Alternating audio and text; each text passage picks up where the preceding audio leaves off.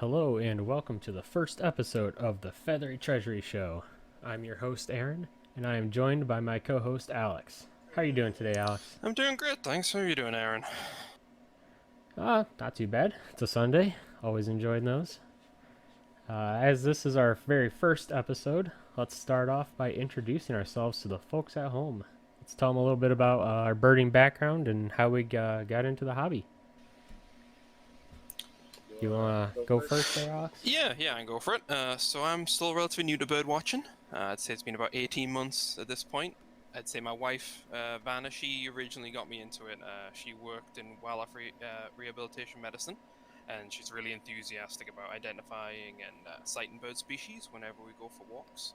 And then you and I started working together, so that kind of made for a nice shared interest between the two of us. That kind of encouraged me to learn more.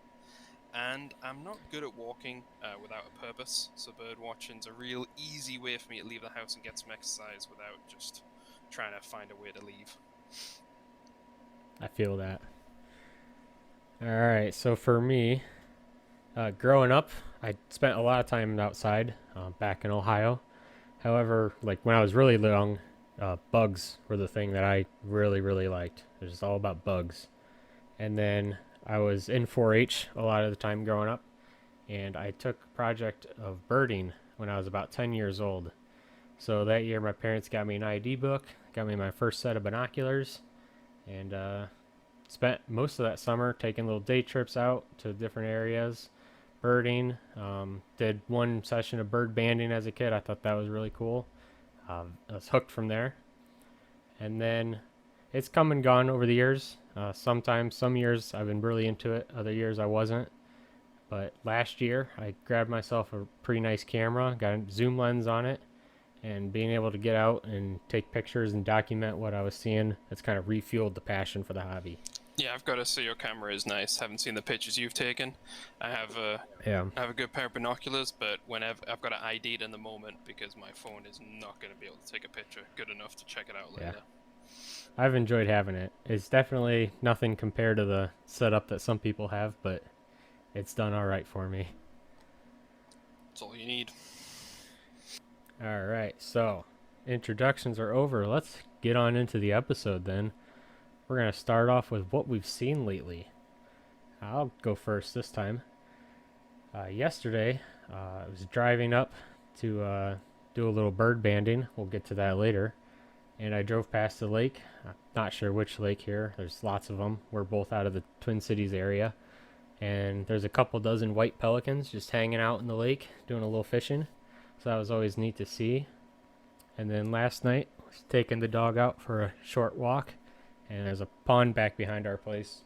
And there was a great egret kind of hunting around in the pond. Watched it for a bit. Tried to catch something, didn't get it. So hopefully he sticks around and I can see him sometime in the next week or so, try to catch something. Yeah, if you get some pictures of that would be pretty cool. I did get some pictures, yeah, but no, I was hoping to get a nice picture of a fish hanging out of his mouth.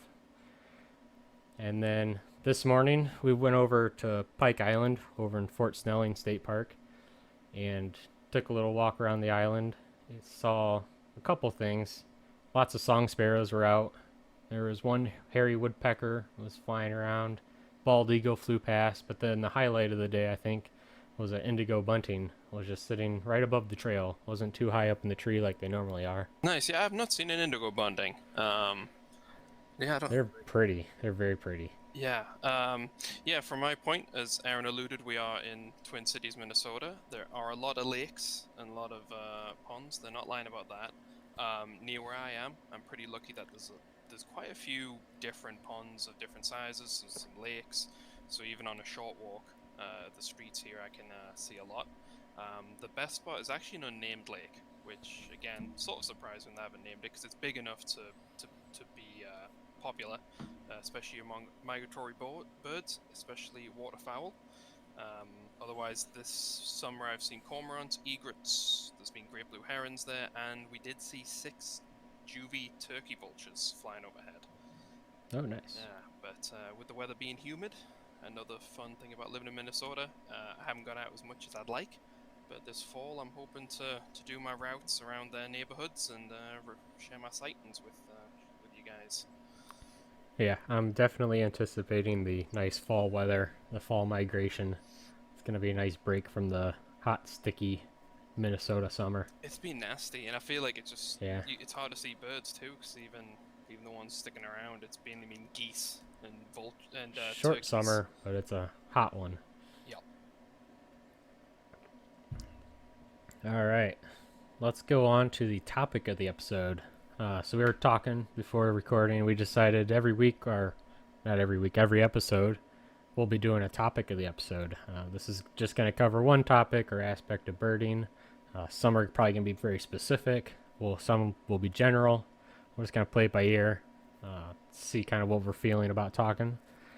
This episode's topic is going to be about bird banding.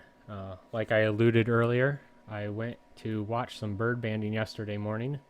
It was conducted by some volunteers through the Three Rivers Park District here in my area. And while I didn't do any of the banding myself, we got to watch and take pictures. And the reason for that is because only somebody who is federally licensed is able to do the banding. The little bit of the history of the banding, it was a method that dates back to 1902. I did a little reading earlier. And what it is you catch the birds and you put a unique identifying tag on its leg, to put it really simply. And like I said, they can only be done by someone who has a license. And so when you get licensed, you are issued bands. So you get these bands that are numbered. Nobody else gets those numbers. Any bird that gets a tag, no other bird will ever get that number again. And I'm most familiar with banding of smaller birds. I know you can band birds of prey, owls, probably even big water shore birds, but from what I know kind of offhand is about the songbird banding. And the most popular way to do that would be with mist nets. That's what they were using yesterday. They also had a couple cages, they said, but mist nets seemed to be what was getting the most. And the mist nets are just these very fine nets. They hang them about 30 to 40 feet in the air. They're 40 feet long, they said. The birds, they're not able to see them when they're flying through the forest. So they get snagged in them. The volunteers come through. They carefully disengage them from the net. And then they're bagged up into these cloth bags so they can't hurt themselves. And they are brought to the guy yesterday. His name is Ron. Ron was doing all the banding for us. And one by one, he would take them out. He'd weigh them, measure their wing, check their health, document how old they were. And it sounded like, from what he was explaining, he can tell if it's a hatch year bird, so hatched earlier this year. He can tell if it's a second year bird. But then after that, it becomes very difficult to tell how old a bird is. So they just call those after second year birds. And then once all that's taken, you release them back in the wild, and then he enters that info into a central system. And so if another bander later on catches that same bird, they would write down the number, they would enter kind of updated information about this bird, but then all the information then is available to the original bander, so then they can kind of keep track of where their birds are ending up. It's really a neat process that they're able to do. That sounds pretty cool. So what, you were mainly taking pictures when you were volunteering, or what was your role? Yeah, so it was, you sign up to volunteer for this, but our participation as the audience, I guess would be a better word for it, was just watch, ask questions. They were very informative, very educational, telling us the whole process, little fun facts about the different birds they were getting. I guess I can go over kind of some of the birds that they got. Yeah, I was curious. So what did you see? Yeah, so the first thing that he pulled out of a bag was indigo bunting, of all things. All right. So that was very interesting, yeah. And then there was, I think, 5 or 6 goldfinches, American goldfinches he got out of bags. Half of those seemed to already have been banded, and he was the bander. He said he tends to catch those ones over and over. And then there was one downy woodpecker, which was really neat to see up close. Did it help with you identifying between Downy and Hairy? As I feel like that's always the mental thinking when you see one Yeah, of the two of yeah. them. Once you see him up close, you can kind of tell. Okay, this one's pretty small. That's a downy. And then I guess to go over the overall purpose of banding, that would be to kind of keep track of the life cycles of birds. You can keep track of where they're migrating, how often they're migrating, how far they're migrating. You can also keep track of if they're in breeding condition. He was checking the females for the brood patch on the chest. Some of them were already growing back in, so we could tell they were already done nesting. And then to help out at home, they were telling us, is you don't have to be a licensed bander to contribute at all. You can, if you ever find a dead bird on the sidewalk, as gross as it might be, it's kind of worth looking to see if there's a band on its leg. If you do find one that has a band, you can actually report it to the website that they enter all their info in, which is it's www.reportband.gov. And so you go on there, you put in the number on the band, you say that it was found dead, you put where, and then that original bander, whoever it was that put that band on it, they're able to see kind of, oh, this bird, it's dead now, and this is where it ended up. It's kind of interesting. He was talking about how he had one bird end up dead down in Iowa, and one kind of up north in Minnesota was found dead. It's a gruesome way to track it, but I suppose that is information I Yeah, have. a little bit. Would you ever? Do you think you'd ever try and become a licensed bander? What does that entail? It seems like it's a pretty strict process, so I will have to look into it a little more. But I think it'd be neat to do. I'm definitely gonna go back to this program again and watch again, and maybe kind of ask around, see what the process is. Yeah, I feel like being able to handle some of those songbirds too can help, because I feel like with a lot of birds, you don't really know what they are until even when you got them that close.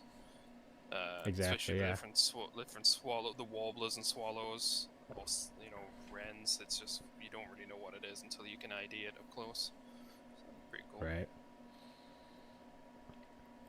All right. So let's hit on to the bird of the episode.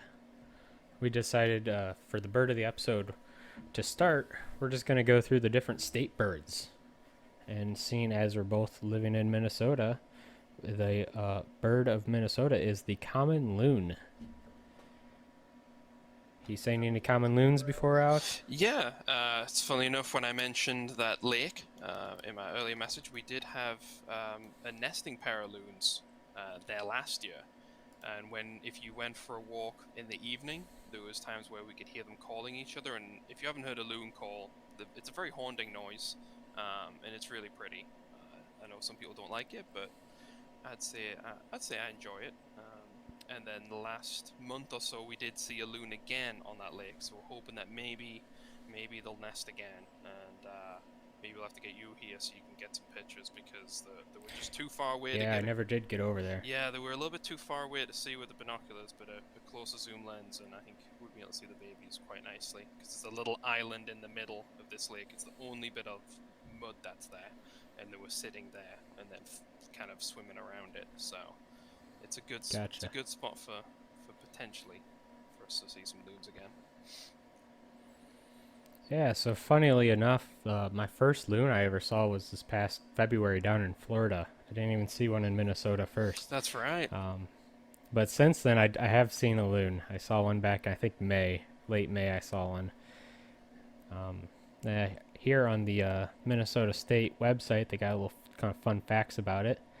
It became the state bird in 1961, so kind of not even that long ago that they decided to make it the state bird. And one more fun fact here is they dive to depths of 90 feet in pursuit of fish. It's pretty deep. Yeah, no, and they're a lot bigger than you think they are. Yes, and they're for sure. Quite distinct. And I did know, wife, when she was working at the rehabilitation center, that they have issues sometimes because their feet are so situated towards the back of the bodies. They're not really great on land. Oh, yeah, I can see that. And sometimes they can be mistaken. I think one of them tried to land on a road because it thought it was a lake and had to be nursed back to health. But yeah, they're a lot bigger than you think. Yeah, here it's saying the wingspans are up to 5 feet. That's not too shabby.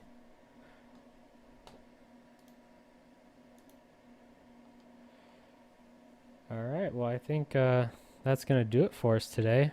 A short and sweet episode for our first one. Well, if anybody wants to give us some feedback on your favorite segments, or if you have any ideas for some other segments we could do, feel free to hit us up. You can email at featherytreasury@gmail.com. We'd love to hear some feedback, good and bad. Yeah, otherwise, But I think, otherwise we're gonna just go through all of the states and find birds and just yeah. pick on So them. if you don't want to hear that, please let us know. I'm looking at Wisconsin and all the other states that have robin. Oh yeah, robin, and I think there's a lot of cardinal. Yeah. So we got that to look forward to. Well, thanks for joining me today, Alex. No problem. It was my pleasure. Yeah. Until next time, everybody. We'll probably do these about once a month, I think is the idea, but we'll play it by ear. And this has been the Feathery Treasury Show. Have a good day, everybody. Bye.